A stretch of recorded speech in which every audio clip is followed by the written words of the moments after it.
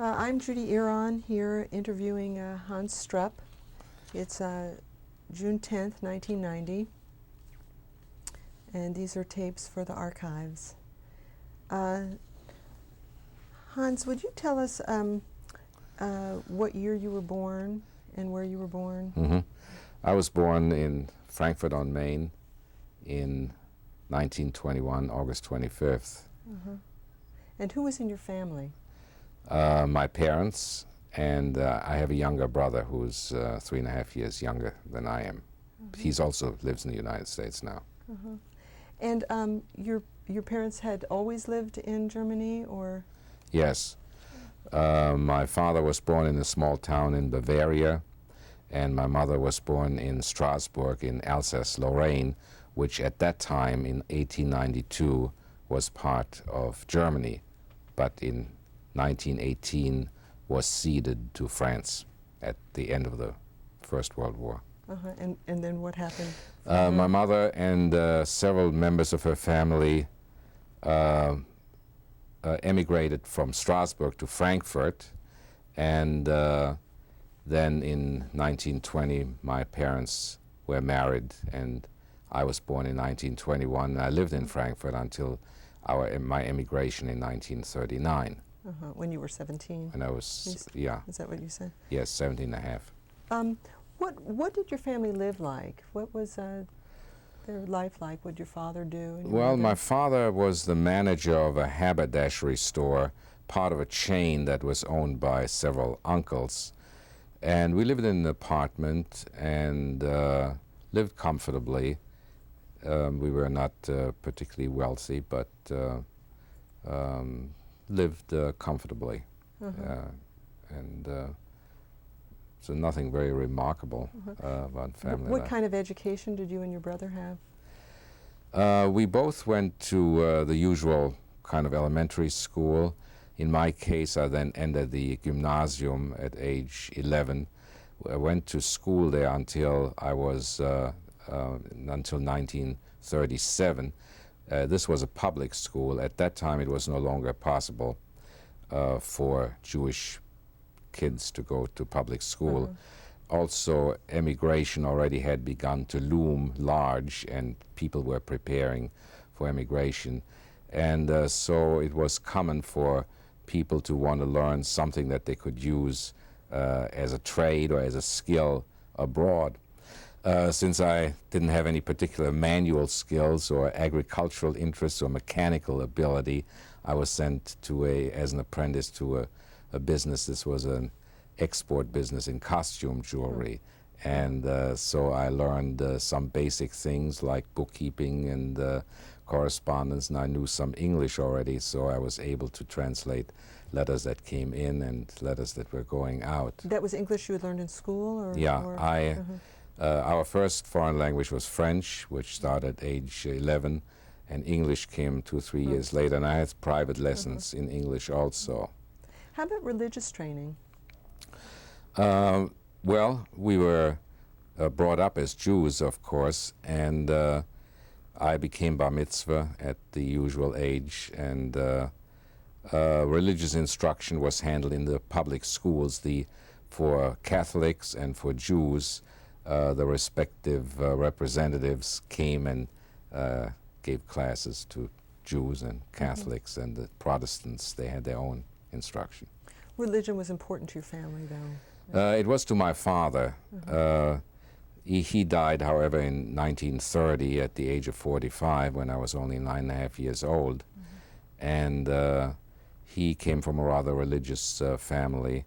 My mother was less observant, and my grandparents on my father's side were quite religious.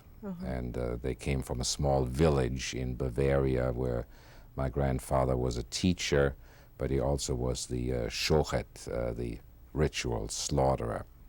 And I remember him, when I was a boy, he would spend his time reading the religious texts. That was his main occupation. He was retired, and he was nearing 80, and I remember watching him and filled his pipe, which you can smell it. I can still smell it, yeah, right.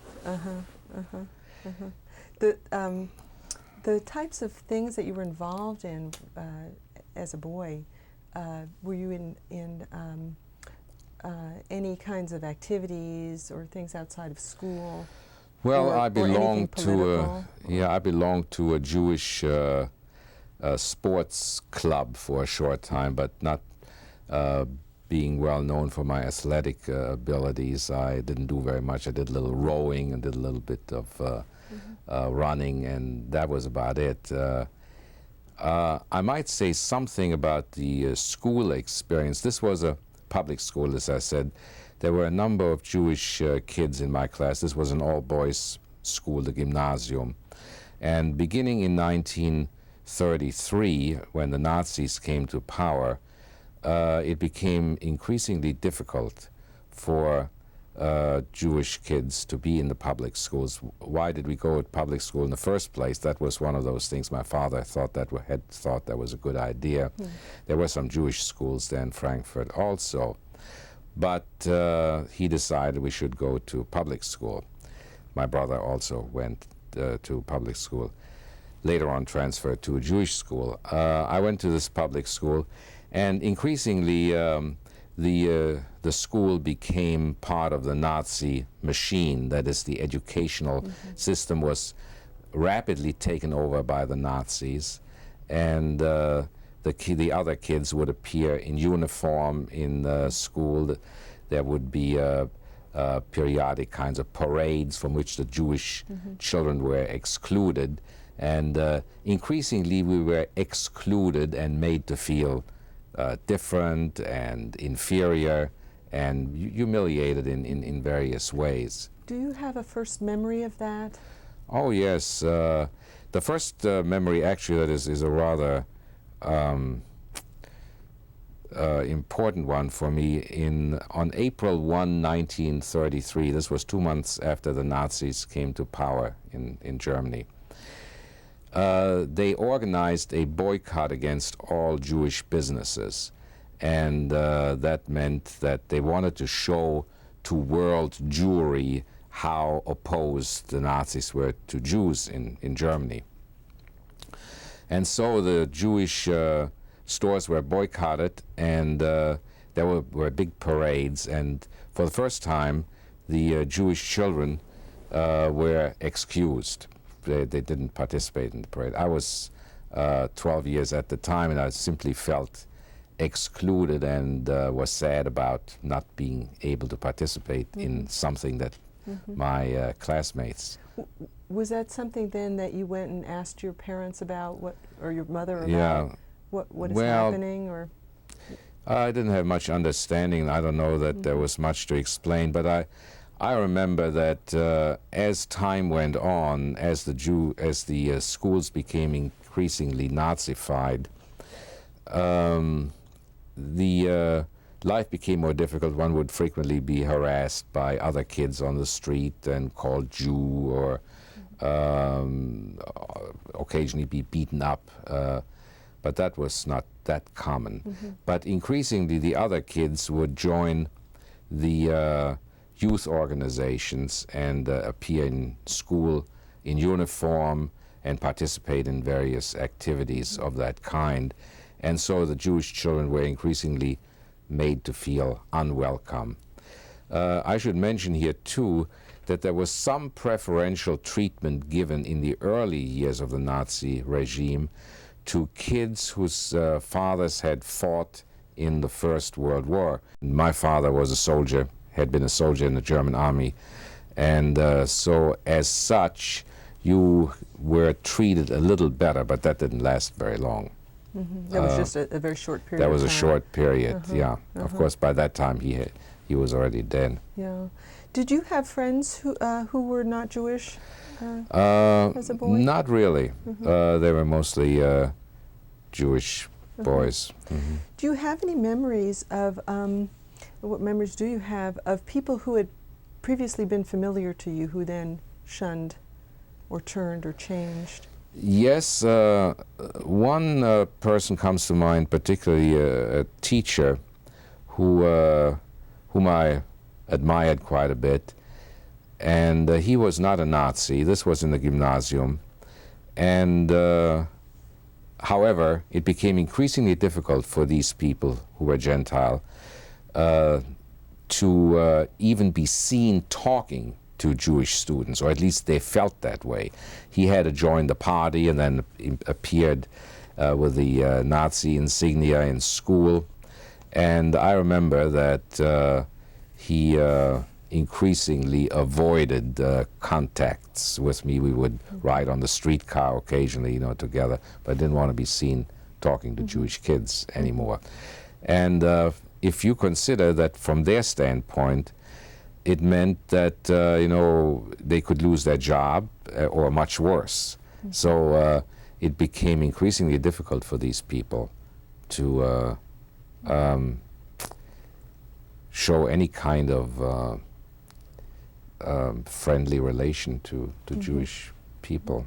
Was that something that caused you a lot of pain back then, or Yes, it was hurtful, and it was really more an internal than external. And I think, although I cannot attribute that, I've been a consumer of psychotherapy and psychoanalysis many years after that, and I think some of the early memories, certainly the experiences during the Nazi regime, didn't help to build one's self-esteem and self-respect.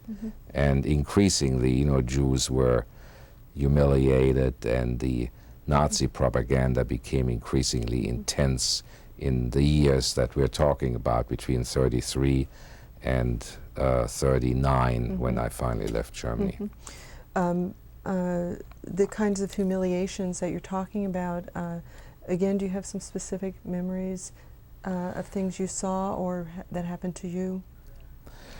Well, there were mostly subtle things that happened, as I was saying, being excluded from participation in class affairs, which is generally, you know, experienced as painful by children. Yes. And these were really about the main things that I recall. Your brother was younger than you.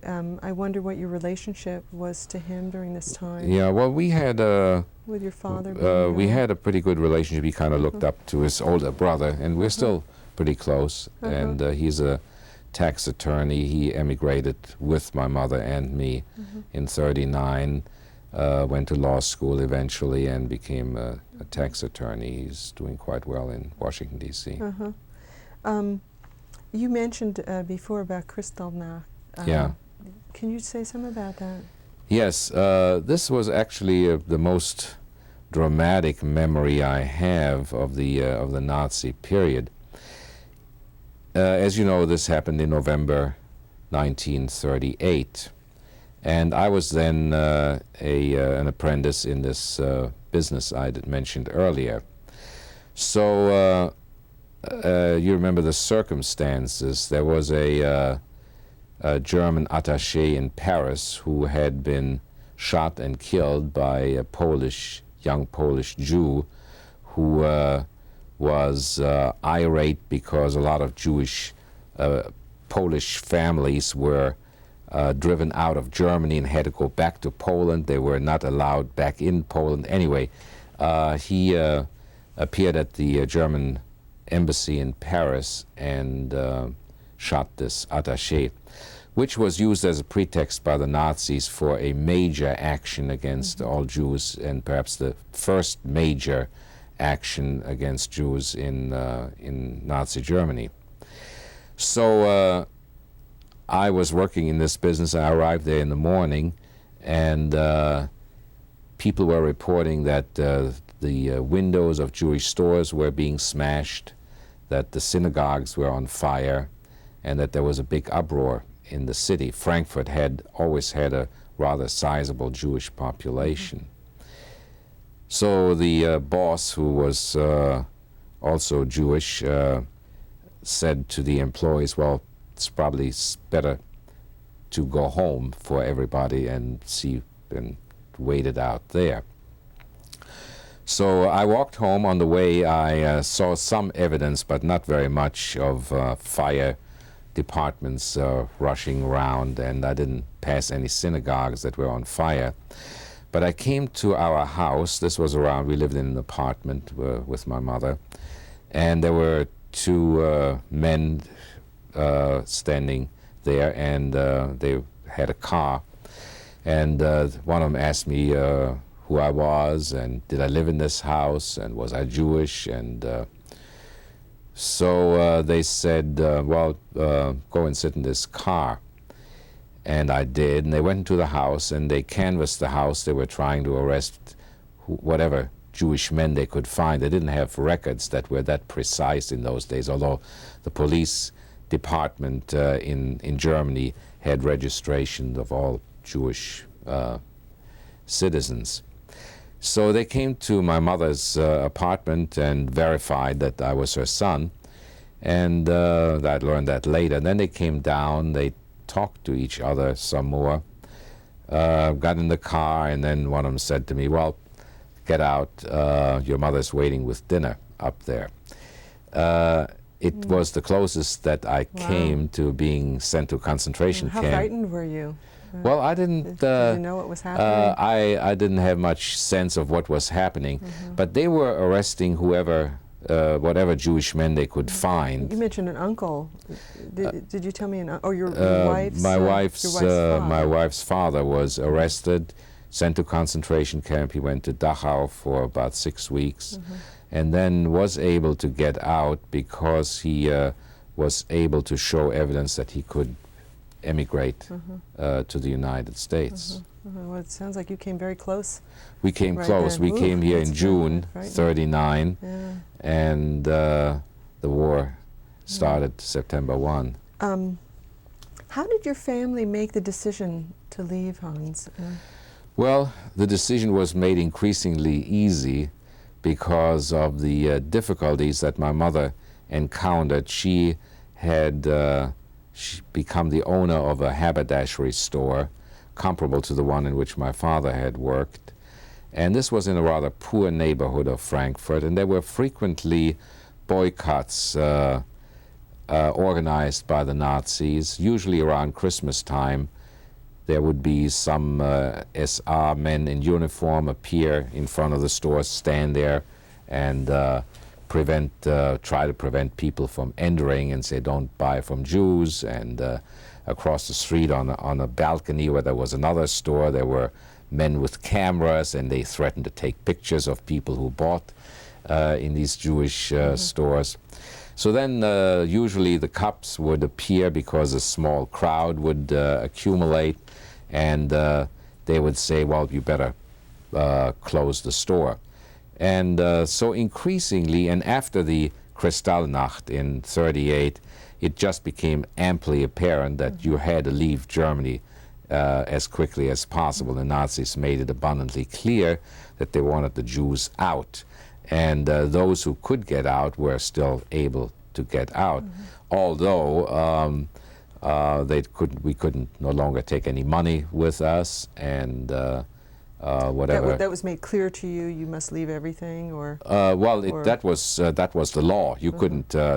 There were strict regulations as to what you could take. You could take some personal belongings, and we had some furniture that was left in a lift van, supposedly to be shipped later. But then the war broke out, and of course we never saw that again. What else were you allowed to bring? 10 marks, which was a few dollars, and that's about all. And the rest of your money you would have to leave in a bank there? No, it had been confiscated through taxes. There was a very high tax that was levied on all immigrants. That is, to heap insult on injury, you had to pay a tax for what was called fleeing Nazi Germany, when in fact, it was no longer possible to live there. So my mother, in fact, lost her belongings, lost her money, and Jews had also been required earlier to hand in all valuable jewelry, gold, silver, diamonds, and got a pittance for that. That was another one of those actions that the Nazis had organized. And was your mother somebody who showed the pain of this, or was she somebody who just... Well, she's, I guess, everyone was, became subdued, and the spirits were pretty low.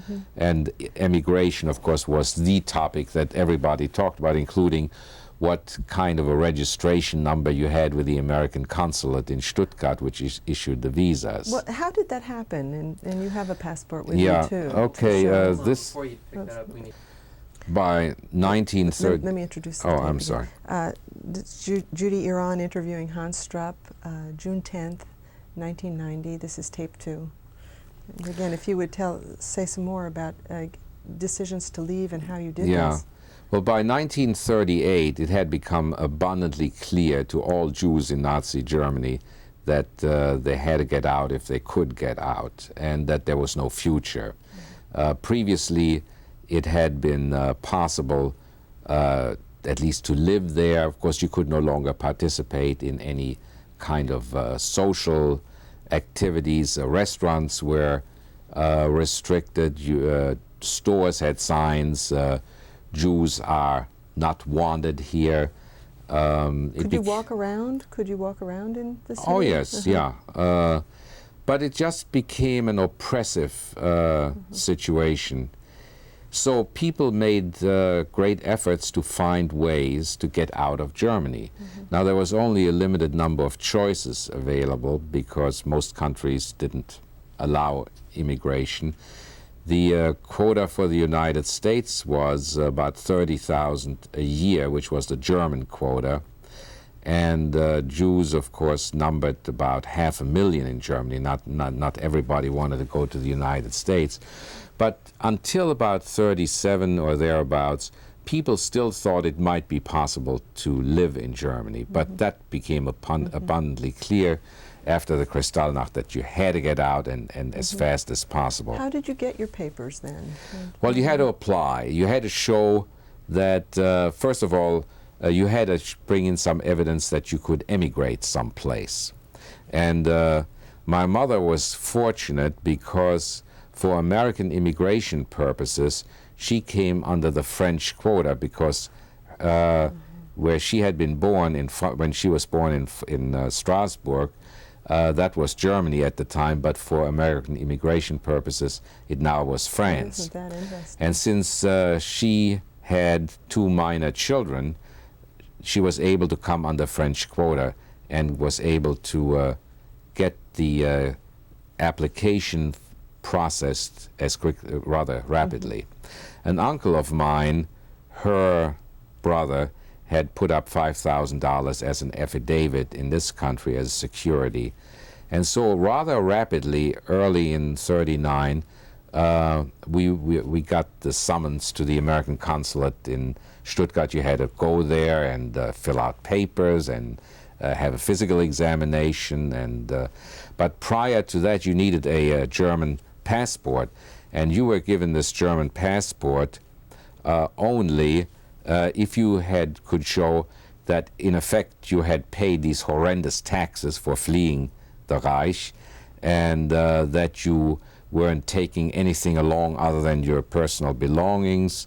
And that was essentially it. And then, of course, they would kind of harass you, make you come back, say it's not ready, come back another time. Is that right? Yeah. And that sort of thing was sort of standard.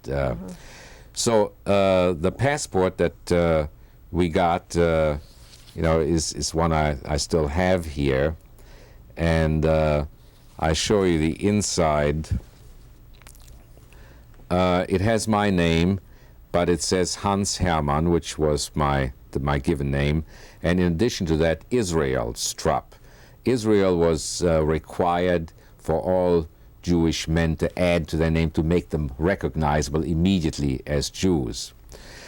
Jewish women had to add the name Sarah in addition to, and these were all intended as humiliations, and they were. As you also see, the J in the passport identified all Jews, and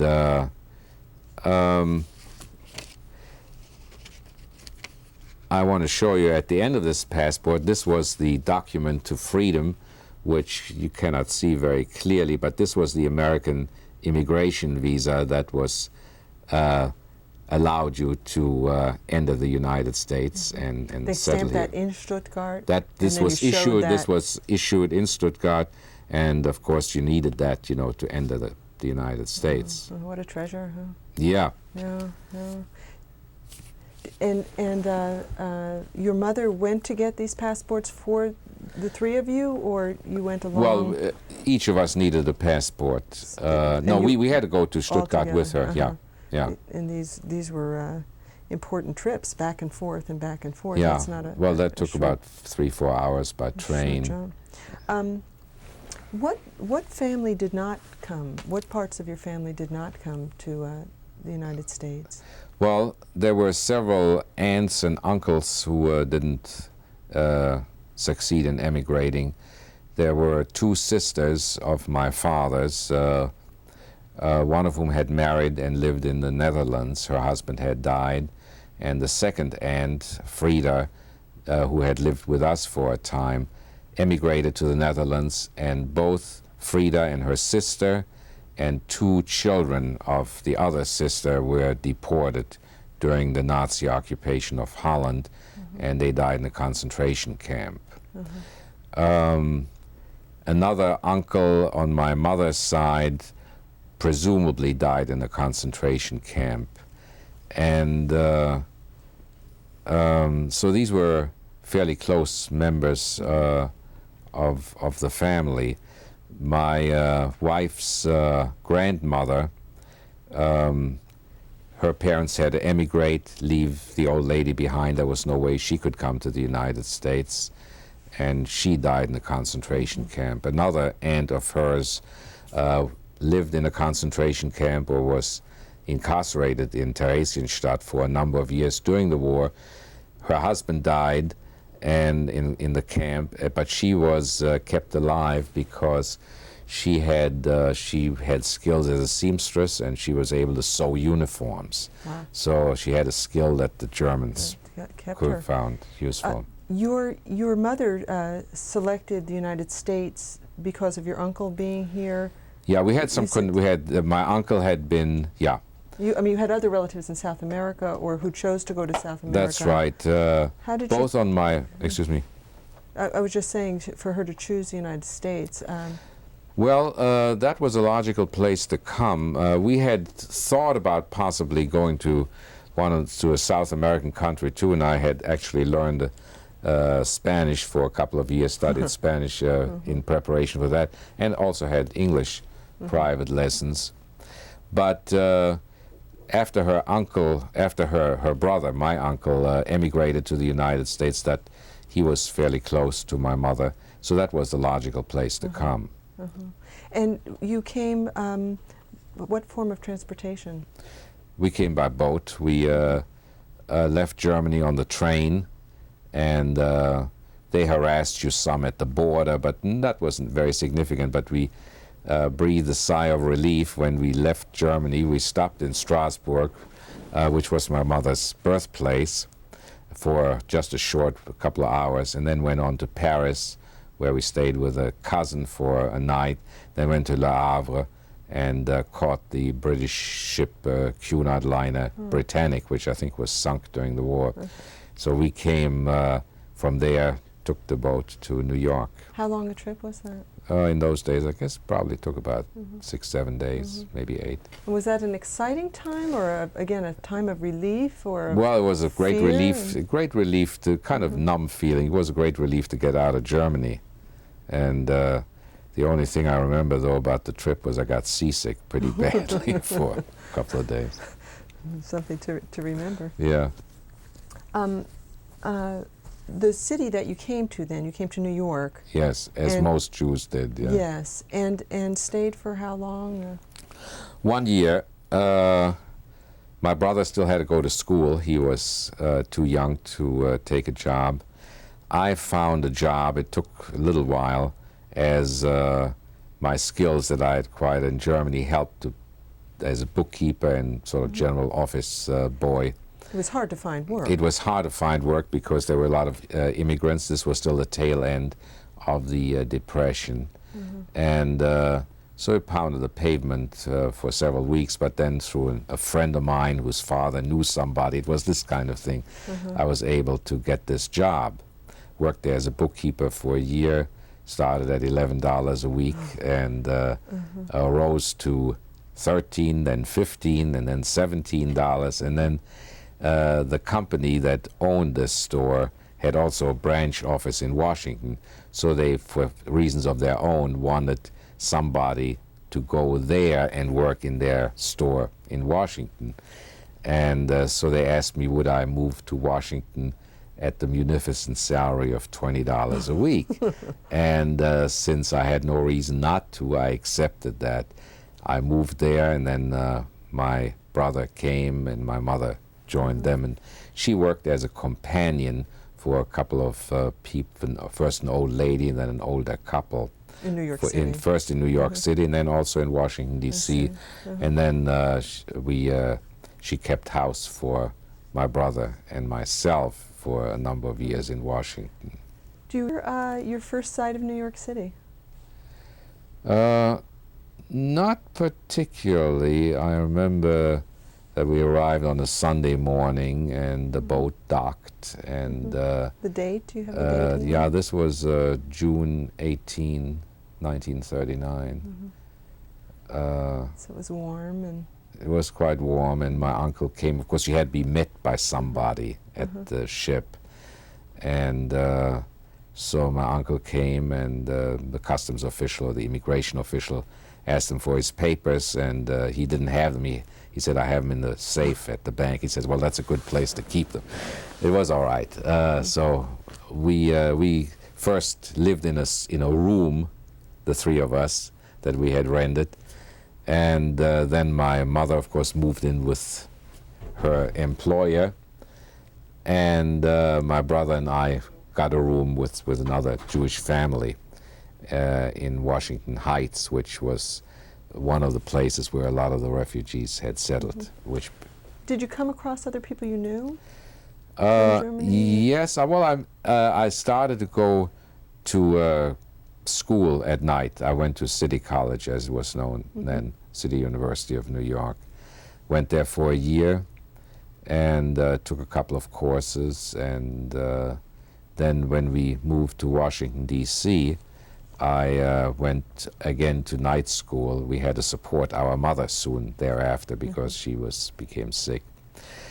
I went to night school and earned a bachelor's degree at night, later on a master's degree, and then after that a PhD, all pretty much through night school at George Washington University.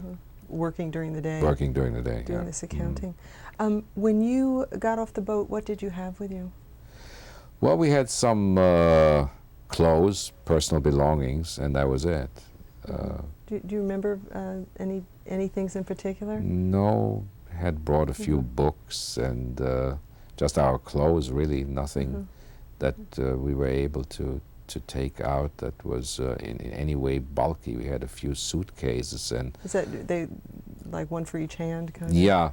There were also some sort of duffel bags that we had brought along with various kinds of, things you might need for the household. And do you still have any of those things? You've managed to save your passport all these years. Yeah. Those things? There may be a few books that I brought over at the time, but that was about all. Nothing.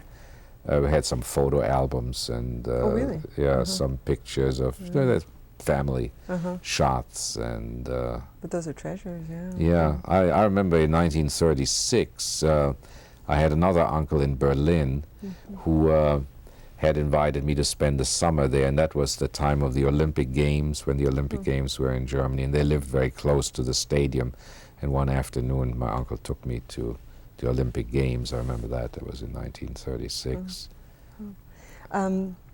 Once you were settled in New York or then Washington, did your family bring any other family members over, or any friends, or no? Did you become sponsors? Later on, My wife's family brought an aunt over, but we didn't. Mm-hmm. There wasn't anyone left, really. There weren't people. Okay. In the United States here, Hans. You want to identify the? I think we're on the same tape, are we? Yeah. Oh, I see. I'm sorry. Thank you. I'm sorry. Did you experience any prejudice in the United States once you came here for being Jewish or for being refugee? Not really. I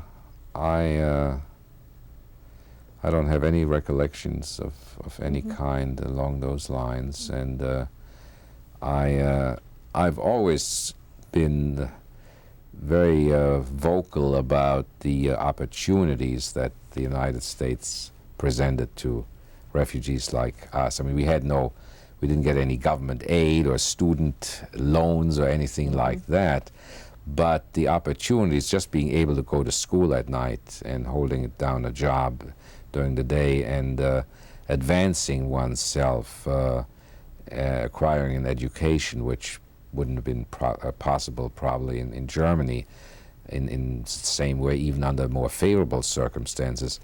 I always been very appreciative of these opportunities that presented themselves to us. Some of the good that comes. Yeah, right, and I think that still exists today. But I have no experiences that I could point to that were in any way adverse. Thank goodness, huh? Yeah. How long before you felt at home in the United States? Well, that took quite a while.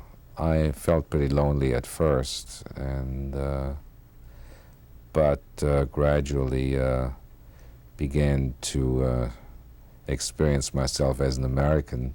And it has been said that once you start dreaming in the language of a new country, then you've really mastered it. And do you remember when that was?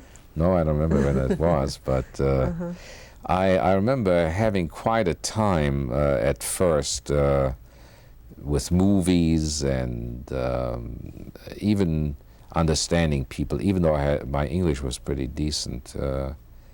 But it was difficult at first.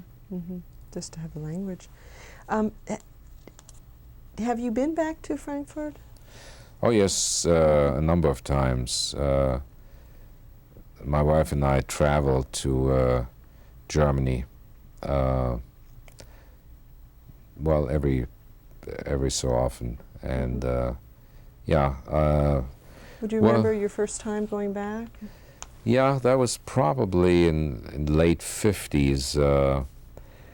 But I've been there a number of times. Of course, my father is buried there in Frankfurt, and visit his grave. My grandparents on my father's side are both buried in another cemetery in Frankfurt. And the school that I attended is still there. And the house in which we originally lived was bombed during the war and has been replaced. The city has changed a great deal, and is now really is very American in many ways in its appearance. But how did you feel about going back? Well, I wouldn't want to live there ever again, even though I have some professional relationships with people in Germany, and especially in Ulm, which is not far from Munich. And it's sort of a strange feeling where if you walk through the old streets and they seem more narrow than you remembered them, and the streetcars still have the same numbers, and some of the stores are still there. And of course, there are a lot of bitter memories, but I must say that the people today, of course, now 90% of the Germans living today were born after the war.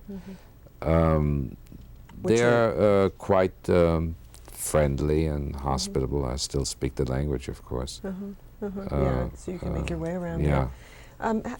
Your religious practices, did they continue after you came to the United States and Well, we are, to now? my wife is more observant than I am. We belong to the temple here, and our son became bar mitzvah. And I should mention that my wife was also a refugee from Nazi Germany. We are distantly related, as a matter of fact. We're second cousins, yeah. And though you met here for the first time? We met in the United States. Yeah, my mother had something to do with that. And we have 3 children and 2 daughters and a son. The 2 daughters are both psychologists. The eldest is a clinical psychologist. The second is a biopsychologist. Now our son is an oncologist. He's practicing here in town. Some of your other relatives, have you had any contact with them, the ones in South America and such? Yes. Of course, all these people have died. Their children are living. That is, I have cousins. One lives in New York. Another cousin emigrated from South America, where they didn't stay. They went to Israel, and so there's some contact with cousins, and well, my wife's family is still in this country. That is also their children. Judy Iran, tape 3, interviewing Hans Strupp, June 10th, 1990. How do you think this whole experience has affected you? You mentioned some. I wonder. Oh, I would say profoundly. I think it has been a really major factor in my personal development, and also the difficulties that I've experienced. I think the subtle and not so subtle degradation that I experienced between 1933, the beginning of the Nazi period, and 1939. Certainly these were very impressionable years, have cast a long shadow, and I think that the enormous hostility shown by the Nazis and fomented in the population has left its mark in, well, Jews as well as other minorities have been known to have a good deal of self-hatred, and I think which is introjected by the attitudes that are displayed toward us. And that was something I felt really I've been deeply influenced by that, and that is the deprivation of human dignity. That is the I can only call it the degradation that gradually and progressively occurred, where people were just simply treated as a lower form of life. And that, of course, was, I think, one of the worst aspects of the whole Nazi persecution, and the state-sanctioned kind of hostility and hatred that was shown by the general population toward Jews, and that gradually escalated as it was, of course, it was fomented by the Nazis. And those are, I think, experiences that are just of lasting consequence. Yeah, that would make you understand things that nobody else would. That's right, yeah. How do you feel about being Jewish? You mean today? Today. Well, it's not an easy question to answer. In Germany, Jews consider themselves, that is, those who had lived there for generations, as Germans first and Jews second. as many, I would consider myself American first today and Jewish second. I'm not very observant. I'm a member of the temple, as is my family, and so it's more a sense of tradition rather than I'm not at all active in the affairs of the temple. We go to the services on the high holidays, and that's about the extent of it. So it's not a very, as far as I'm concerned, to be quite honest, it's not a very deep thing. Well, we were talking about the Nazi experience. Perhaps because of my father's early death, I never took really great pride in being Jewish. You see what I mean? I have a friend who also went through the Nazi experience in Germany, and he had a very positive identification with Judaism through his family. And that was something that I think has helped him a great deal. It also has been reported that it helped concentration camp survivors a great deal if they had a strong positive identification with Judaism. I always experienced being Jewish as something detrimental, as a negative valence. It certainly, that's what I mean by the experience in Nazi Germany. That is, unless you somehow had a very strong positive self-image, certainly the experience in Nazi Germany didn't help. And if you didn't have a very strong identification to start with, the attitudes that the Nazis displayed were sort of built into oneself, and that I think was yeah.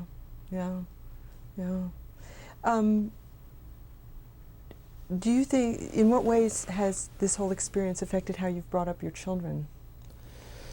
Well, they have grown up as Americans, and we have neglected, unfortunately, to teach them German, which would have been nice to do. Their experience, I mean, other than my wife and I are both have grown up in Germany and have been reared in Jewish families, the influence has not been particularly, I mean, there's nothing particularly noteworthy there. My second daughter is not at all identified with Judaism, although when her little baby boy was born, we had a bris, and my eldest daughter belongs to a Jewish congregation in Houston, and my son has he became bar mitzvah at the synagogue, at West End Synagogue here, and he's relatively observant. So they're, I don't know quite how to answer the question. They know the story. They know the story yes, that you've told. And I've recorded much of this on an audio tape recently, and that's really the main reason I'm doing this, because I really think it's important for them to see, and for later generations also. Especially, I'm troubled by the fact that there are revisionists at work today who say this whole thing didn't happen, and I was spared from concentration camps and the most horrible experiences that other people went through, but I think it is important to have a historical record of these events, so that's why I appreciate this opportunity to talk to you and for the temple to have this project. Is there anything else you would like people to know before we end the tape? Anything else you'd like to tell people? Probably there are lots of things, but I can't think of any one thing right now. So, Okay. thank you very much. Yes, thank you. I might want to ask about reunification. How he feels about reunification in Germany. Oh, good question. Yeah, how you feel about reunification in Germany? Well, I have mixed feelings about that.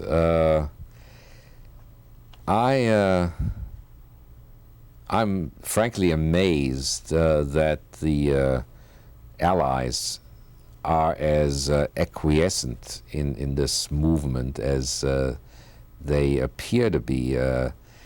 And a lot of the past seems to have been forgotten. I'm not so much worried today and during the next few years, because I like to believe that there has been a basic change in the German character, although I have some qualms about that. I'm not so certain that actually has occurred. But I'm fearful of what might happen 20, 30, 50 years down the road, when we have an enormously powerful Germany in existence again.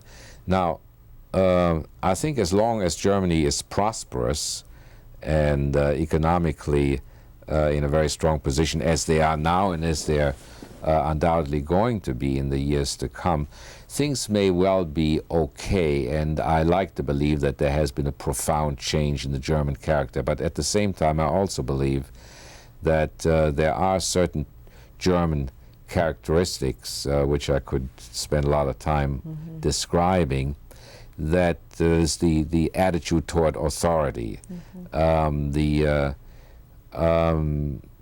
is to kind of sort of look up to those who are above you and to oppress those who are below you. This kind of there's something in the German character going back to the Middle Ages which I view with great mistrust, and the fact that I mean the whole experience of the Holocaust, which of course was partly a function of the very bad situation, economic and social situation in Germany at the time. But that's something that only could have happened in Germany. It is still really hard to fathom that this could have happened in our time in a civilized country. And I'm just concerned. I would not be, if I had any say about it, so readily agree to this reunification. I'm reminded of a statement that was made by a French diplomat a little while back. He said, I'm so fond of Germany, I'm glad there are two of them. And maybe that would have been better. Yeah. Yeah. Well, thank you. Thank Do you you. have any more?